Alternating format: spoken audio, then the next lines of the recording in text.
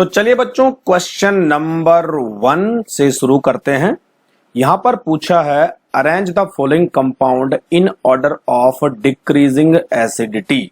जिसकी एसिडिटी ज्यादा वो पहले, जिसकी एसिडिटी कम वो बाद में।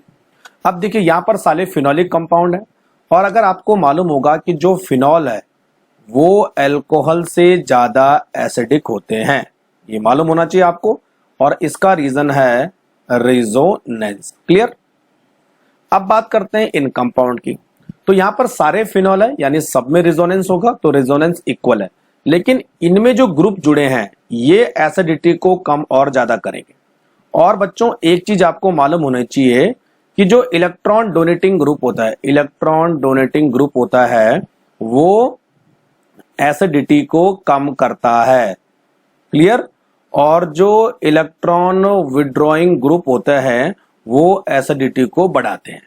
अब यहां पर चेक कीजिए, तो जो Cl है और NO2 है ये दोनों इलेक्ट्रॉन विड्रॉइंग ग्रुप है, और जो OCH3 है और CH3 है वो दोनों डोनेटिंग है। तो अब जो OCH3 है वो ज्यादा डोनेटिंग है एज कंपेयर टू CH3, और जो NO2 है वो ज्यादा विड्रॉइंग है एज कंपेयर टू Cl।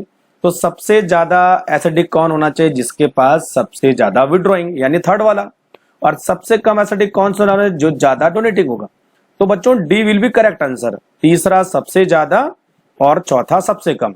अब अगर Cl और CH3 में देखा जाए तो Cl विड्रॉइंग है और CH3 डोनेटिंग है, तो D will be correct answer. अब इनके इफेक्ट को देखते हैं। जो OCH3 है वो +R और -I शो करता है, जो NO2 है वो -R और -I इफेक्ट शो करता है, जो CH3 है वो +I और +H इफेक्ट शो करता है, और जो Cl है वो -I और +R इफेक्ट शो करता है। क्लियर। थोड़ा और डीप में अगर इस क्वेश्चन को हम देखें तो D will be correct answer, और कंसेप्ट आपको मालूम चल गया। क्वेश्चन नंबर 2, यहां पर एक ईथर दी है और पूछा है जब ये HI के साथ रिएक्शन करेगा तो कौन सा कंपाउंड बनाएगा। अब देखिए बच्चों, जब भी कोई ईथर HI के साथ रिएक्शन करते तो ईथर का क्लीवेज होता है, यानी बॉन्ड का ब्रेक डाउन होता है। तो ये बॉन्ड यहां से भी टूट सकता है और यहां से भी टूट सकता है। लेकिन बच्चों अगर बेंजीन ऑक्सीजन के साथ डायरेक्ट कांटेक्ट में है इस तरह से, तो इन दोनों के बीच रिजोनेंस होता है। तो ये डबल बॉन्ड कैरेक्टर शो करने की वजह से यहां से बॉन्ड नहीं टूटेगा, यहां से बॉन्ड टूटेगा।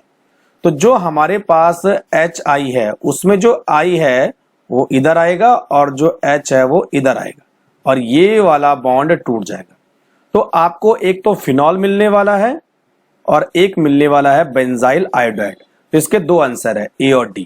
कंसेप्ट समझ में आ गया। क्वेश्चन नंबर 3,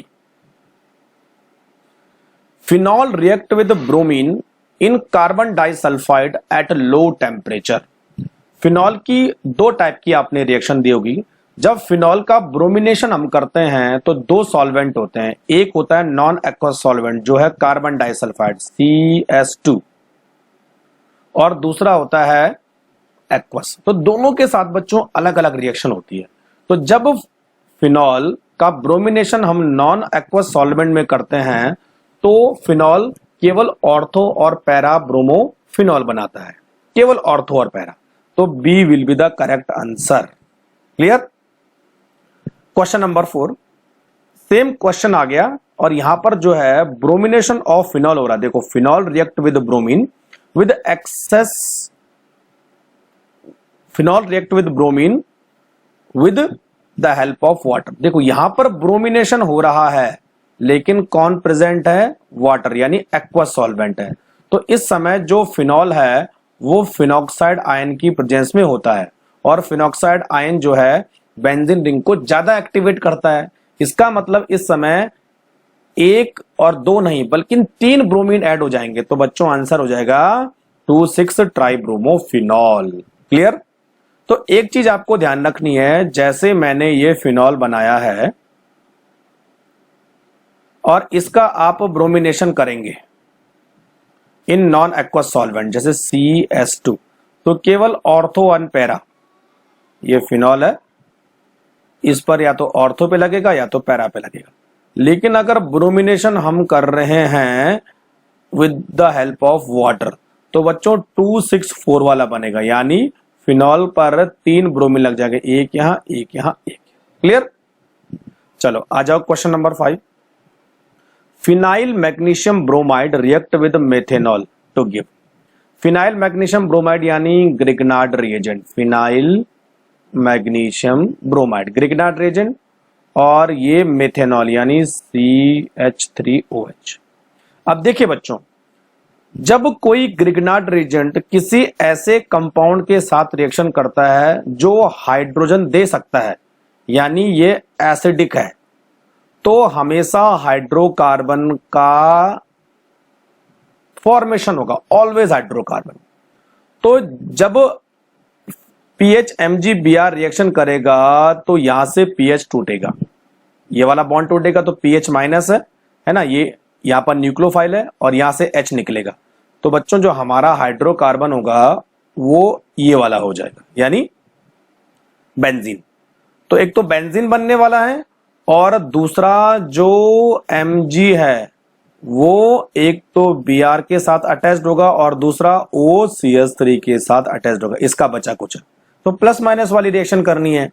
तो बच्चों यहां पर आंसर हो जाएगा, देखो बेंजीन और MgOMe और Br, तो B will be the correct answer.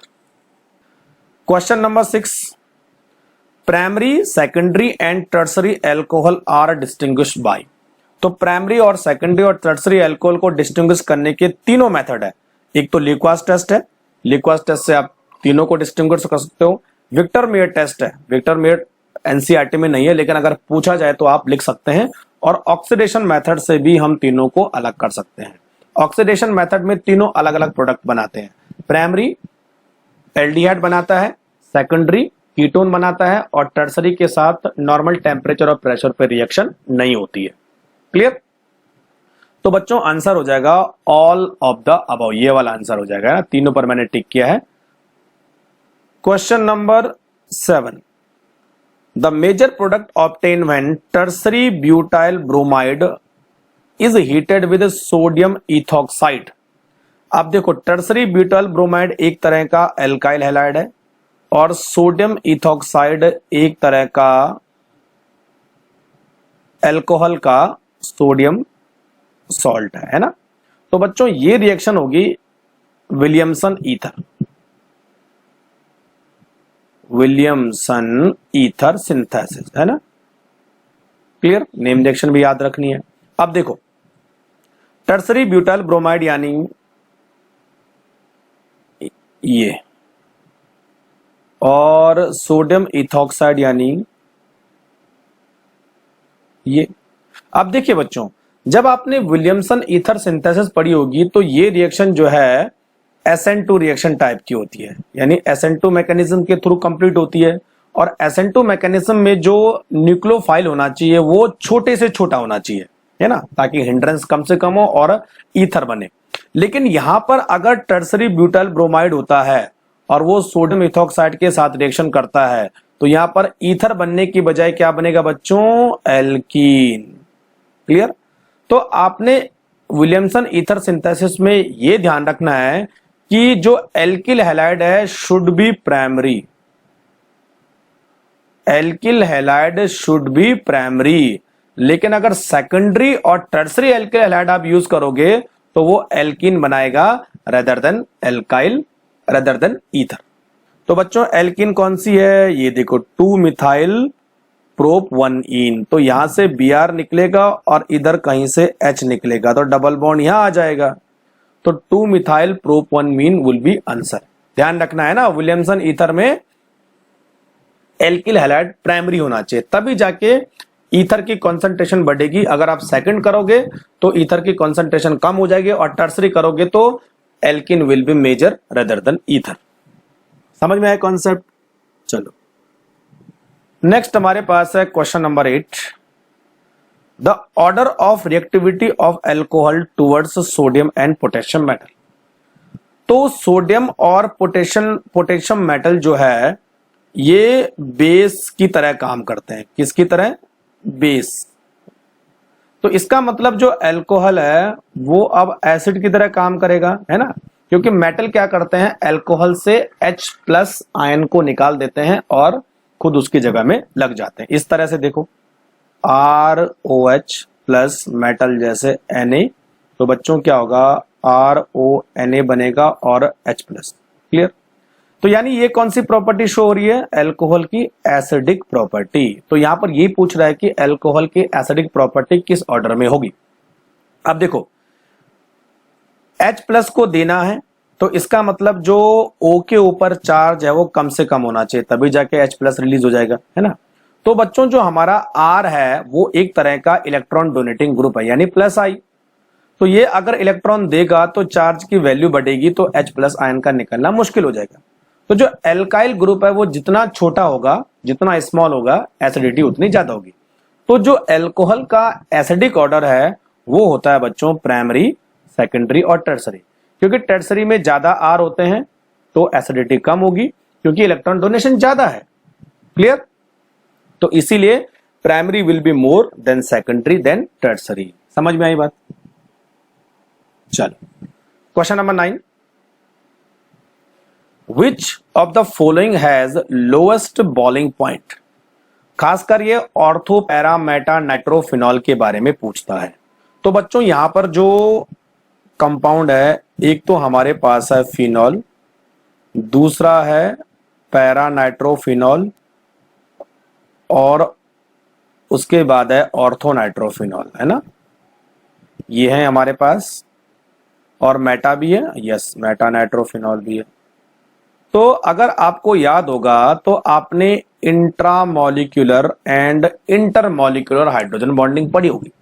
जब भी बॉइलिंग पॉइंट का कंसेप्ट आता है, दो चीजें याद रखनी है, एक तो हाइड्रोजन बॉन्डिंग और दूसरा नंबर ऑफ कार्बन। तो नंबर ऑफ कार्बन का तो यहां पर सवाल ही पैदा नहीं होता, हाइड्रोजन बॉन्डिंग इंपॉर्टेंट है। तो बच्चों देखो, अगर दो ऐसे ग्रुप जो हाइड्रोजन बॉन्डिंग बना सकते हैं अगर पास पास होते हैं, जैसे देखो ऑर्थो नाइट्रोफिनॉल में, तो यहां पर H इस O के साथ बॉन्डिंग बना सकता है, हाइड्रोजन बॉन्डिंग बना सकता है, और इसको हम बोलेंगे इंट्रामॉलिक्यूलर हाइड्रोजन बॉन्डिंग। तो बच्चों क्या होता है कि जब इंट्रामॉलिक्यूलर हाइड्रोजन बॉन्डिंग बनती है तो दो मॉलिक्यूल के बीच में गैप ज्यादा होता है, यानी एक किसी दूसरे मॉलिक्यूल के साथ अब हाइड्रोजन बॉन्डिंग नहीं बना पाएगा, तो इसका बॉइलिंग पॉइंट कम हो जाएगा as compare to meta ortho, as compare to meta and para. Clear? तो यहां पर जो ऑर्थो नाइट्रोफिनॉल है उसका बॉइलिंग पॉइंट सबसे कम होगा as compare to para, meta and itself phenol. Clear हो गया? और रीजन क्या है? Intramolecular hydrogen bonding. Question number 10, the compound which react fastest with Lucas reagent at room temperature. Lucas reagent क्या होता है? It is the mixture of concentrated HCl and anhydrous ZnCl2। याद रखना है ना, concentrated HCl and anhydrous ZnCl2। अब देखिए बच्चों, जो अल्कोहल है वो ल्यूकास रिएजेंट के साथ कितना जल्दी रिएक्ट करेगा, ये डिपेंड करेगा कि अल्कोहल का टाइप क्या है। तो बच्चों जो टर्सरी अल्कोहल है वो फास्ट रिएक्ट करता है, देन सेकेंडरी, देन प्राइमरी। यानी अल्कोहल जितना ब्रांचिंग होता जाएगा उसका कार्बोकैटायन उतना ज्यादा स्टेबल होगा और रिएक्शन उतनी फास्ट होगी। तो जब भी अल्कोहल ल्यूकास रिएजेंट के साथ रिएक्शन करेगा, आपको क्या देखना है? उस अल्कोहल का कार्बोकैटायन। तो कार्बोकैटायन कौन ज्यादा स्टेबल होता है? अगर टर्सरी होगा तो, है ना। तो यहां पर देखिए 2 मिथाइल प्रोपेन 2 ऑल, इसको अगर आप बनाओगे तो 1 2 3, ये वाला देखो, it is tertiary butanol 2 methyl propane 2 all. तो जो टर्सरी अल्कोहल है वो ल्यूकास रिएजेंट के साथ फास्ट काम करता है। तो आप केवल अल्कोहल का टाइप ढूंढना है, तो स्ट्रक्चर बनाना है, और जो टर्सरी होगा वो फास्ट, जो प्राइमरी होगा सबसे slow. Question number 11, methanol and ethanol can be distinguished by the following. चलो वन बाय वन देखते हैं। तो पहला है रिएक्शन विद मेटालिक सोडियम, नहीं, सोडियम के साथ दोनों सेम रिएक्शन करेंगे। Reaction with caustic soda NaOH के साथ रिएक्शन नहीं करते हैं।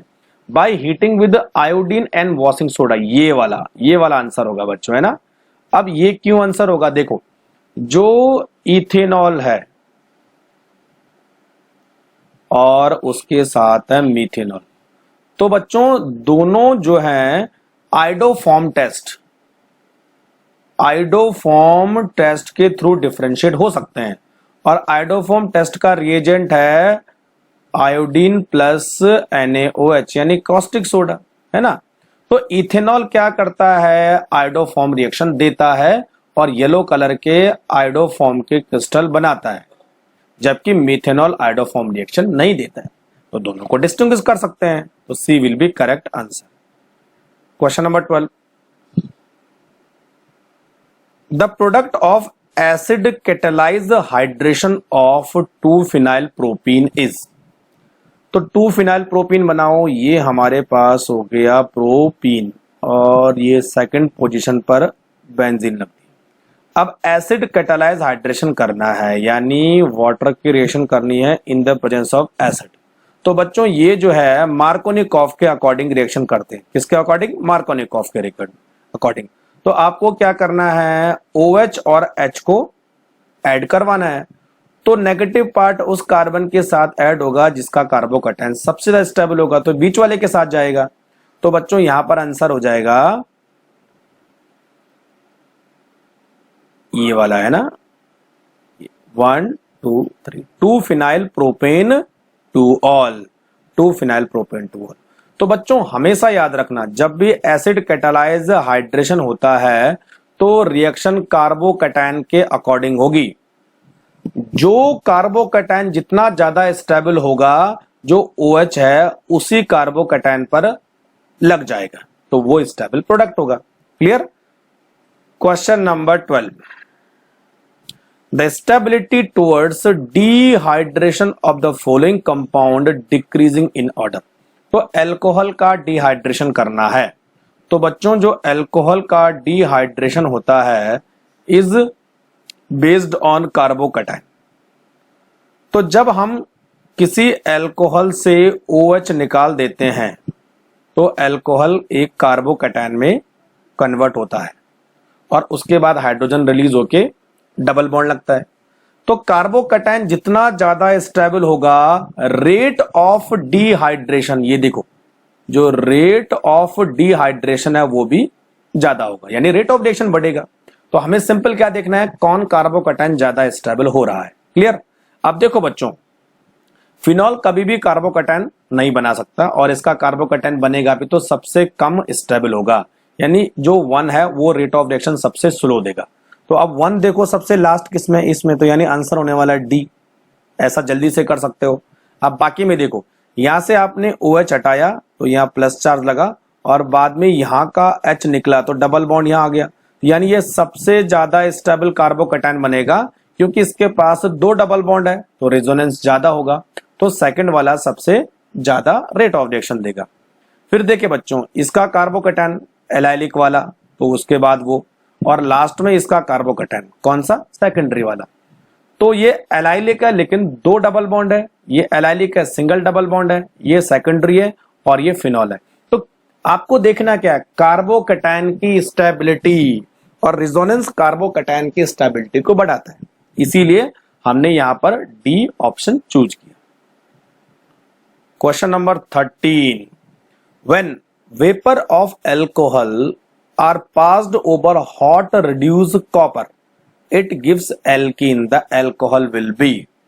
तो बच्चों देखो, जब हम एल्कोहल को, 3 टाइप के एल्कोहल हमारे पास है, प्राइमरी, सेकेंडरी और टर्सरी, और इन तीनों का जब हम कॉपर के साथ हाई टेम्परेचर, लगभग 535 केल्विन इतना टेम्परेचर होता है, तो जो कॉपर है वो प्राइमरी एल्कोहल को ऑक्सीडाइज कर देता है, किसमें, एल्डिहाइड में। तो प्राइमरी एल्कोहल क्या बनेगा, या तो फॉर्मेल्डिहाइड बनेगा या तो एसिडल्डिहाइड बनेगा। जो सेकेंडरी एल्कोहल है वो क्या बनाएगा, कीटोन बनाएगा। लेकिन बच्चों जो टर्सरी एल्कोहल है उसका ऑक्सीडेशन नहीं होता है, उसका क्या होता है, डिहाइड्रेशन, याद रखना, कई बार पूछा जाता है डिहाइड्रेशन। तो बच्चों टर्सरी अल्कोहल क्या बनाएगा, एल्कीन। तो ये एल्कीन बनाएगा, ये एल्डिहाइड बनाएगा और ये कीटोन बनाएगा। क्लियर। तो बच्चों हमारा आंसर हो गया सी tertiary. Which alkyl halide would preferred for the synthesis of the following ether by Williamson synthesis? अब ये ईथर आपके सामने दे रखी है और कौन सा एल्किल हैलाइड यहां पर यूज होगा। तो ऐसे करो बच्चों, इस ईथर को आप क्लीवेज करो HI से। तो यहां से भी पॉसिबल है, यहां से भी पॉसिबल है, दो जगह टूट सकता है। तो एक एल्किल हैलाइड ये भी हो सकता है और एक एल्किल हैलाइड ये भी हो सकता है। लेकिन मैंने आपको बताया था कि जब हम विलियमसन ईथर सिंथेसिस करते हैं कि जो एल्किल हैलाइड है वो क्या होना चाहिए, प्राइमरी। तो यहां पर दो एल्किल हैलाइड पॉसिबल है, एक तो ये वाला और दूसरा ये वाला, है ना। तो दोनों में जो है प्राइमरी कौन है, ये वाला। तो ये वाला आंसर हो जाएगा। तो यानी ethyl chloride will be the alkyl halide for the synthesis of this reaction. तो कभी आपको चूज करना हो एल्किल हैलाइड कौन सा होगा, तो हमेशा छोटे एल्काइल ग्रुप वाला एल्किल हैलाइड यूज होता है विलियमसन ईथर सिंथेसिस में। Clear. Question number 14, which of the following can not be made by Williamson synthesis. कौन सी ईथर विलियमसन सिंथेसिस से नहीं बन सकती है। तो देखो बच्चों, एक तो मिथॉक्सीबेंजीन है, तो मिथॉक्सीबेंजीन यानी OCH3, यहां पर ये बॉन्ड टूटता है और इसके साथ आई आता है, तो मिथाइल आयोडाइड यूज हो रहा है, तो बन सकती है आराम से। बेंजाइल पैरानाइट्रोफिनाइल ईथर, ये भी बन सकती है। देखो ये हमारे पास है बेंजाइल और पैरानाइट्रोफिनाइल, है ना। तो ये फिनाइल हो गया और इस पर लास्ट में आपने NO2 ग्रुप जोड़ दिया, तो ये अच्छा यहाँ पर O लगा हुआ है ना, तो आराम से बन सकती है, ये भी बन सकती है ना, बिल्कुल। उसके बाद tertiary butyl methyl ether, tertiary butyl, तो एक तरफ है आपका टर्सरी ब्यूटाइल और दूसरी तरफ है मिथाइल, तो ये भी बन सकती है आराम से, क्योंकि इसके पास एल्काइल हैलाइड स्मॉल है। ये वाला देखिए बच्चों, ये वाला हमारा आंसर होगा डाई टर्सरी ब्यूटाइल ईथर। अब देखो यहां पर दोनों तरफ दो टर्सरी ब्यूटाइल लगे हैं और जब आप इन दोनों का क्लीवेज करोगे तो ये अल्कोहल बनेगा और ये हैलाइड बनेगा, है ना।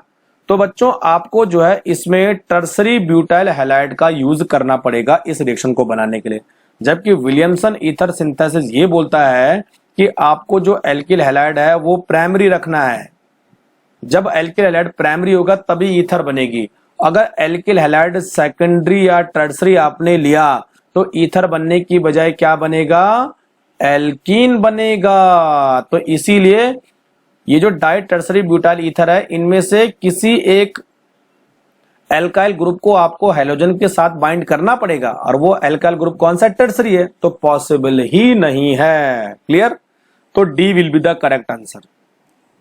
तो देखिए बच्चों क्वेश्चन नंबर 15, यहां पर ईथर को आपको HI के साथ ट्रीट करके उसको तोड़ना है। अब देखिए आप चेक कीजिए, एक तरफ तो सेकेंडरी एल्काइल ग्रुप है, ये सेकेंडरी वाला है, मिथाइल ग्रुप है, प्राइमरी नहीं तो नहीं है, मिथाइल है। जब HI के साथ आप इसको क्लीवेज करते हो तो जो I है वो हमेशा स्मॉल एल्काइल ग्रुप के साथ जाता है, ऑलवेज। तो I हमेशा किसके साथ जाएगा, CH3 के साथ, और H किसके साथ जाएगा, O के साथ। तो ये यहां से टूटेगा, है ना। तो बच्चों इसका आंसर हो जाएगा CH3 CH CH3OH, आइसोप्रोपेनॉल और मिथाइल आयोडाइड, ये आंसर हो जाएगा। तो एक तो आइसोप्रोपेनॉल बना, है ना, और मेथनॉल तो पॉसिबल ही नहीं है, बाकी नन ऑफ दिस हो नहीं सकता है। तो A will be the correct answer. ठीक है। तो अगर ईथर का आपको क्लीवेज करना है तो हमेशा ये ध्यान रखना है कि जो एल्काइल ग्रुप है वो किस तरह का है। अगर सेकेंडरी और प्राइमरी हुआ तो बच्चों हमेशा SN2 मैकेनिज्म के साथ ये रिएक्शन होगी और जो I है वो स्मॉल एल्काइल ग्रुप के साथ जाएगा। लेकिन अगर टर्सरी एल्काइल ग्रुप इन्वॉल्व होता है तो जो I है वो टर्सरी एल्काइल ग्रुप के साथ बाइंड होगा और रिएक्शन SN1 मैकेनिज्म के थ्रू होगी। अभी कोई क्वेश्चन आएगा तो मैं बताता हूं। Next 16, which of the following give iodoform test. तो आइडोफॉर्म टेस्ट वो एल्कोहल देते हैं जो CH3CO ग्रुप में कन्वर्ट हो सकते हैं आफ्टर ऑक्सीडेशन। तो बच्चों अगर आप कोई लॉन्ग चेन वाला एल्कोहल देखते हैं, लॉन्ग चेन वाला एल्कोहल, तो एक चीज हमेशा ध्यान रखना कि जो OH है वो सेकंड पोजीशन पे अटैच्ड हो, तभी जाके CH3CO ग्रुप आ सकता है। और अगर कोई छोटा अल्कोहल देखोगे तो वो केवल इथेनॉल होगा। क्लियर? तो यहां पर देखिए, एक तो बी इथेनॉल देगा, क्योंकि इथेनॉल जो है ऑक्सीडेशन के बाद CH3CHO बना के CH3CO ग्रुप ला सकता है। ये वाला अल्कोहल पॉसिबल ही नहीं है, ये वाला अल्कोहल देगा, आइसोप्रोपेनॉल भी दे सकता है। तो बच्चों आंसर आना चाहिए बोथ 2 and 3। क्लियर हो गया? तो कंसेप्ट सीखो आप। Question number 17, which of the following reaction condition are used for the conversion of ethanol into ethylene। अब देखो मैं आपको दो चीजें बताता हूं। ये हमारे पास है इथेनॉल। तो बच्चों अगर इथेनॉल का आप डिहाइड्रेशन करोगे हाई टेम्परेचर पर 170 degree centigrade in the presence of concentrated H2SO4, तो यहां पे आपको क्या मिलेगा? एल्कीन। लेकिन अगर आप लो टेम्परेचर पे डिहाइड्रेशन करोगे, जैसे कौन सा 140 डिग्री सेंटीग्रेड, ये याद ही रखने आपको है ना, 170 एंड 140, तो यहां पे आपको क्या मिलेगा? ईथर। तो अभी जो है आपको इथेनॉल से एल्कीन बनानी है, इथालीन बनानी है, तो टेम्परेचर कितना होना चाहिए? 170 डिग्री सेंटीग्रेड, यानी D will be correct answer. ठीक है। Question number 18, which alcohol on heating with copper 573 degree kelvin gives alkene as a major product। देखो एल्कोहल एल्कीन बना रहा है कॉपर के साथ एट हाई टेम्परेचर, तो कौन सा एल्कोहल होना चाहिए बच्चों? वो टर्सरी एल्कोहल होना चाहिए। तो इन सब में टर्सरी कौन सा है? बी। तो B will be the correct answer. बाकी प्राइमरी और सेकेंडरी ऑक्सीडेशन करके एल्डिहाइड और कीटोन देते हैं, याद रहेगा? ठीक। Question number 18, what is the correct order of reactivity of alcohol in the following reaction. तो बच्चों यहां पर देखो, ल्यूकास रिएजेंट के साथ एल्कोहल रिएक्शन कर रहा है और एल्किल हैलाइड बन रहा है। तो जब भी किसी एल्कोहल की ल्यूकास रिएजेंट के साथ रिएक्शन होती है, तो जो रेट है वो किस पे डिपेंड करेगा? The carbocation of alcohol. क्योंकि बच्चों क्या होता है, एल्कोहल क्या करता है, पहले OH को निकालता है और R+ बना देता है। अब ये कार्बोकैटायन जितना ज्यादा स्टेबल होगा उतना ज्यादा रेट ऑफ रिएक्शन होगा। तो more stable the carbocation more will be the rate. तो यहां पर स्टेबल कार्बोकैटायन कौन सा होता है? टर्सरी। तो रेट आ जाएगा बच्चों टर्सरी, सेकेंडरी एंड प्राइमरी, यानी C. Question number 20, the product of the following reaction is. तो ये कोई एल्कीन है और यहां पर रिएजेंट दे रखे BH3THF और हाइड्रोजन पेरोक्साइड एंड OH। तो बच्चों ये सारे के सारे रिएजेंट कौन सी रिएक्शन के लिए? It is for hydroboration oxidation, HBO, hydroboration oxidation. तो सिंपल इसमें होता क्या है? एडिशन ऑफ वाटर, बस एक तरफ H और एक तरफ OH। और बच्चों H और OH का एडिशन किस तरह से होगा? They done by anti Markovnikov addition, बस याद रखिए। तो हाइड्रोबोरेशन ऑक्सीडेशन में एंटी मार्कोनिकॉफ एडिशन और एसिड कैटालाइज हाइड्रेशन में मार्कोनिकॉफ एडिशन। तो हम क्या करेंगे, ये जो एल्कीन है ना, जो OH होगा वो किनारे लगेगा और जो H होगा वो बीच में लगेगा। तो 1 2 3 4 5 1 पेंटेनॉल बनेगा। तो A will be correct answer. 21, phenol can be distinguish from aliphatic alcohol.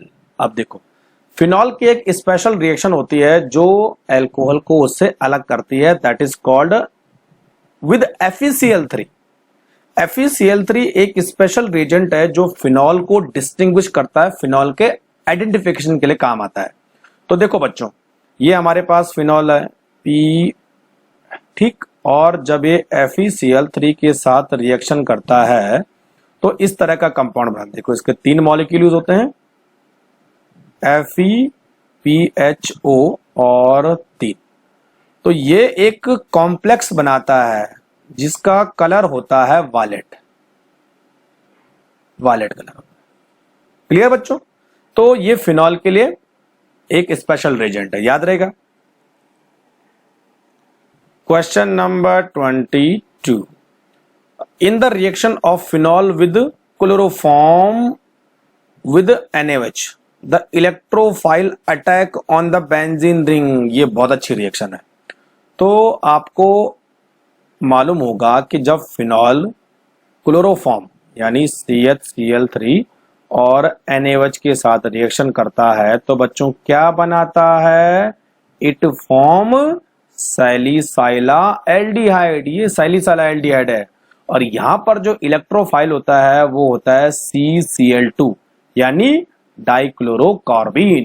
तो आंसर हो जाएगा सी। हमेशा बच्चों याद रखना, जब भी क्लोरोफॉर्म कहीं पर रिएक्शन करेगा तो जो इसका इलेक्ट्रोफाइल होगा वो CCl2 ही होगा। और ऐसा आपको एक और रिएक्शन, कौन सी रिएक्शन? कार्बाइल अमीन रिएक्शन में भी देखने को मिलेगा। और बच्चों इस रिएक्शन का नाम है Reimer Tiemann reaction. Reimer Tiemann reaction. Clear? Question number 23, which reaction with give best yield of ether? तो बेस्ट यील्ड ऑफ ईथर कब होगा? जब एल्किल हैलाइड क्या होगा? प्राइमरी होगा, क्योंकि ये विलियमसन ईथर सिंथेसिस है। अब चेक करो, यहां पर एल्किल हैलाइड टर्सरी, तो बच्चों यहां पर एल्कीन बनेगी ना कि ईथर बनेगा। यहां पर एल्किल हैलाइड सेकेंडरी, यहां पर भी एल्कीन का पोर्शन काफी ज्यादा होगा, ये भी सेकेंडरी। लेकिन यहां पर देखिए एल्किल हैलाइड प्राइमरी है तो यहां पर ईथर सबसे ज्यादा बनेगी। तो आंसर हो जाएगा ए, याद रहेगा। Question number 24, which among the following will not form intramolecular hydrogen bonding? Intramolecular hydrogen bonding तभी पॉसिबल है जब दो ग्रुप एक साथ ऐसे हो, ऐसे वाले है ना, यानी दोनों ग्रुप जो है ऑर्थो पोजीशन पर हो और दोनों हाइड्रोजन बॉन्डिंग कर सकते हो। एक के पास हाइड्रोजन, दूसरे के पास ऑक्सीजन, ऐसी कंडीशन हो। अब चेक कीजिए, देखो यहां पर हाइड्रोजन, यहां पर ऑक्सीजन बना सकता है। यहां पर देखो, यहां पर पॉसिबल नहीं है क्योंकि जो कार्बन के साथ हाइड्रोजन है वो कभी भी इंट्रामोलिकुलर हाइड्रोजन बॉन्डिंग नहीं बनाएगा। तो B will be the correct answer. यहां पर पॉसिबल है, यहां पर तो पॉसिबल है ही। Clear? Question number 25, which alcohol will react fasted with HCl with anhydrous ZnCl? तो देखो ल्यूकास रेजिन के साथ रिएक्शन आएगी तो हमेशा क्या करना है? एल्कोहल का कार्बोकैटायन बनाना है। तो ये हटा दो, कार्बोकैटायन बनाओ, ये हटा दो, कार्बोकैटायन बनाओ, ये हटा दो, कार्बोकैटायन बनाओ, ये हटा दो, कार्बोकैटायन बनाओ। अब देखो बच्चों ये वाला देखो ना, ये सेकंड वाला ये टर्सरी कार्बोकैटायन है, ये सेकेंडरी, ये प्राइमरी और ये सेकेंडरी। तो टर्सरी कार्बोकैटायन का रेट ऑफ रिएक्शन सबसे ज्यादा होगा। क्लियर? क्वेश्चन नंबर 26, देखो इस तरह के क्वेश्चन भी कई बार पूछे जाते हैं जहां पर आपको A B C D इस तरह से फाइंड आउट करना होता है। देखो फिनॉल की रिएक्शन जिंक डस्ट के साथ, तो पहले देखते हैं। ये आपके पास फिनॉल है, जिंक डस्ट, जिंक डस्ट का काम होता है बच्चों रिडक्शन करना। तो यहां से ऑक्सीजन निकल जाएगा, फिनॉल कन्वर्ट हो जाएगा बेंजीन में, तो ये आपका X हो गया। उसके बाद बेंजीन की रिएक्शन करनी है CH3Cl और साथ में है AlCl3। तो बच्चों ये फिडल क्राफ्ट एल्काइलेशन है जहां पर बेंजीन के ऊपर एल्काइल ग्रुप का इंट्रोडक्शन हो जाता है। तो ये आपका बन गया टॉल्विन। अब नेक्स्ट है एल्केलाइन KMnO4। तो KMnO4 का काम होता है ऑक्सीडेशन करना और ये स्ट्रॉन्ग ऑक्सीडाइजिंग रिएजेंट है। तो ये CH3 ग्रुप को कार्बोक्सिलिक एसिड में चेंज कर देगा इस तरह से। तो benzoic acid will be the correct answer, यानी बी। क्वेश्चन नंबर 27, देखो यहां पर इसका नाम है सिनामेल्डिहाइड और X कोई रिएजेंट है जो इसको अल्कोहल में कन्वर्ट कर रहा है, तो X क्या होना चाहिए? तो देखो बच्चों, यहां पर जो एल्डिहाइड ग्रुप है वो अल्कोहल में चेंज हो रहा है, यानी क्या हो रहा है? रिडक्शन हो रहा है। सबसे पहले तो ये देखना है रिडक्शन हो रहा है। अब देखो डबल बॉन्ड एज सच है, यानी डबल बॉन्ड रिड्यूस नहीं हो रहा है। क्लियर? तो बच्चों ऐसा कोई रिएजेंट जो रिडक्शन करता है लेकिन डबल बॉन्ड को टच नहीं करता है, that is called NaBH4 sodium borohydrate, यानी B will be correct answer. जो H2 एंड निकल है वो भी सेम काम करता है, एल्डिहाइड को अल्कोहल में चेंज करता है लेकिन डबल बॉन्ड को भी रिड्यूस कर देगा, तो इसका हम यूज नहीं करेंगे। और जो K2Cr2O7 है वो ऑक्सीडाइजिंग एजेंट है, वो डबल बॉन्ड को और एल्डिहाइड को दोनों को ऑक्सीडाइज करेगा और एल्डिहाइड को कार्बोक्सिलिक एसिड में चेंज कर देगा। तो केवल बी यहां पर सुटेबल रिएजेंट नजर आ रहा है। 28, the best reagent to convert pent 3 en 2 ol, pent 3 en 2 one. अब देखो पेंट 3 इन, पहले पेंट बनाओ, ये पेंट बन गई और 3 पर डबल बॉन्ड है, 3 पर डबल बॉन्ड है और 2 पर ऑल है, ये वाला है ना। और इससे हमने बनाना है ये वाला। तो देखो बच्चों डबल बॉन्ड तो ऐसा सच है, केवल जो अल्कोहल ग्रुप है वो कीटोन में कन्वर्ट हो गया, तो इसका मतलब क्या हुआ? यहां पर ऑक्सीडेशन, ऑक्सीडेशन हुआ, तो आपको ऑक्सीडाइजिंग एजेंट देखना है, लेकिन कैसा ऑक्सीडाइजिंग एजेंट? जो डबल बॉन्ड को टच न करे। तो बच्चों माइल्ड ऑक्सीडाइजिंग एजेंट आपको यहां पर यूज करना पड़ेगा, that is called PDC, PDC pyridinium chlorochromate, ये माइल्ड ऑक्सीडाइजिंग एजेंट है। जबकि K2Cr2O7 और KMnO4 और क्रोमिक एनहाइड्राइड ये स्ट्रॉन्ग ऑक्सीडाइजिंग एजेंट है, ये डबल बॉन्ड को तो कर देंगे लेकिन साथ में अल्कोहल को भी करेंगे, है ना। तो डबल बॉन्ड टच नहीं करना है। क्वेश्चन नंबर 29, देखो which of the following are starting material for the grignard synthesis of tertiary butanol, आपको ग्रिग्नार्ड रिएजेंट से टर्सरी ब्यूटेनॉल बनाना है। क्लियर? अब देखो बच्चों यहां पर जो ग्रिग्नार्ड रिएजेंट है वो जब एसीटोन के साथ रिएक्शन करके, ग्रिग्नार्ड रिएजेंट जब एसीटोन के साथ रिएक्शन करेगा तभी जाके टर्सरी अल्कोहल बनेगा। अच्छा आपने पढ़ा होगा कि जब ग्रिग्नार्ड रिएजेंट फॉर्मेल्डिहाइड के साथ रिएक्शन करता है तो प्राइमरी अल्कोहल बनता है, एसिडिलिटी के साथ रिएक्शन करता है तो सेकेंडरी अल्कोहल बनता है, और एसीटोन के साथ रिएक्शन करता है तो टर्सरी अल्कोहल बनता है, क्योंकि आपको टर्सरी ब्यूटेनॉल चाहिए, यानी ये वाला अल्कोहल चाहिए आपको, है ना। क्लियर? अब देखो ये टर्सरी ब्यूटेनॉल है, इसमें कितने कार्बन है? 4 कार्बन है, तो आपको जो कीटोन है वो भी 4 ही कार्बन का होना चाहिए। अब देखो बच्चों पहला ऑप्शन देखो, 1 कार्बन इधर से आया और 3 कार्बन इधर, 4 कार्बन हो गए, तो यानी ये करेक्ट आंसर होगा। ये देखो यहाँ पर 2 कार्बन है और यहाँ पर 3 कार्बन है, 5 कार्बन हो गए, अल्कोहल बनेगा लेकिन टर्सरी ब्यूटेनॉल नहीं बनेगा। यहाँ पर देखे 1 कार्बन और 2, 3 ही कार्बन है, पॉसिबल ही नहीं है। यहाँ पर देखो 3 4 कार्बन तो और 1 कार्बन 5, तो कार्बन से ही हमें क्वेश्चन को समझ जाना चाहिए। क्वेश्चन नंबर 30 क्या पूछ रहा है? Which alkene gives same alcohol by oxo mercuration, demercuration, hydroboration, oxidation और hydration in the presence of acid. तो बच्चों वो एल्कीन इन सबके साथ एक ही जैसा प्रोडक्ट देगी जो सिमेट्रिकल एल्कीन हो, सिमेट्रिकल एल्कीन। और सिमेट्रिकल एल्कीन कौन सी है? बी, क्योंकि चाहे आप OH को यहां लगाओ चाहे यहां लगाओ, दोनों केस में प्रोडक्ट सेम बनेगा। बाकी बच्चों कोई भी सिमेट्रिकल नहीं है, देखो यहां पर OH यहां लगेगा तो अलग प्रोडक्ट बनेगा, OH यहां लगेगा तो अलग प्रोडक्ट बनेगा, क्योंकि ये तीनों रिएक्शन क्या होती है? वाटर का एडिशन करवाती हैं, लेकिन OH और H कहां लगेगा ये डिपेंड करेगा कि रिएक्शन कैसी है, ठीक है। लेकिन सिमेट्रिकल में तो कोई फर्क नहीं पड़ने वाला है, तो B will be the correct answer. Clear? Question number 31, there are 3 alcohol X Y Z और हर किसी के पास X के पास 2 अल्फा, Y के पास 1 अल्फा और Z के पास 0 अल्फा हाइड्रोजन है।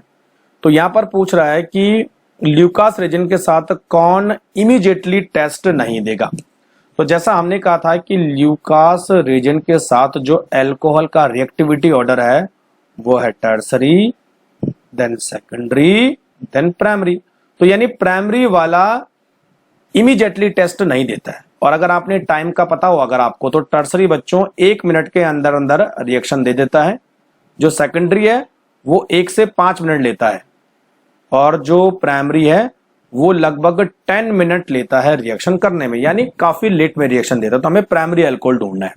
तो बच्चों ऐसा अल्कोहल जिसके पास 2 अल्फा हाइड्रोजन होंगे वही प्राइमरी होगा। देखो ये अल्फा कार्बन है और इसके पास ये 2, तो प्राइमरी अल्कोहल वही होगा जिसके पास 2 अल्फा हाइड्रोजन होंगे। तो यहां पर जो आंसर होगा वो होगा X, क्योंकि X कंटेन 2 अल्फा हाइड्रोजन, यानी इट इज प्राइमरी अल्कोहल। ठीक। Question number 32, select the reaction sequence those convert phenol into salicylic acid. तो बच्चों फिनॉल को जब सैलिसाइलिक एसिड बनाना होता है तो बच्चों कौन सी रिएक्शन होती है? कोल्बी रिएक्शन है ना, याद होगा आपको, तो कोल्बेज रिएक्शन है ना। अब देखो पहला फिनॉल, क्लोरोफॉर्म एंड KOH। तो फिनॉल और क्लोरोफॉर्म और KOH की रिएक्शन होती है, क्या बनता है? सैलिसाइलाएल्डिहाइड। सैलिसाइलाएल्डिहाइड बनता है, तो इसका मतलब ये सैलिसाइलिक एसिड नहीं बना रहा है। देखो फिनॉल कार्बन टेट्राक्लोराइड ये सैलिसाइलिक एसिड बनाएगा, फिनॉल CO2 और KOH ये भी सैलिसाइलिक एसिड बनाएगा। बच्चों ये रिएक्शन ये वाली कोल्बे रिएक्शन है, कोल्बे। ठीक है। और डी वाली में देखो Br Mg ईथर, तो उसके बाद यहां पर MgBr जुड़ेगा और जब CO2 की रिएक्शन होगी तो ग्रिग्नार्ड रेजेंट CO2 के साथ रिएक्शन करके दोबारा से वहां पर कार्बोक्सिलिक एसिड लगा देगा। तो यहां पर भी सैलिसाइलिक एसिड बन रहा है, यानी केवल ए ऑप्शन ऐसा है जहां पर सैलिसाइलिक एसिड नहीं बन रहा है, बी सी डी में सैलिसाइलिक एसिड बन रहा है। तो हमारा आंसर हो जाएगा ए। क्लियर? तो बच्चों ये कुछ क्वेश्चन थे जो अल्कोहल फिनॉल ईथर चैप्टर से मैंने लिए हैं। आई थिंक आपको सारे कंसेप्ट समझ में आ गए होंगे। क्लियर? तो चलिए यहां पर इसको फिनिश करते हैं।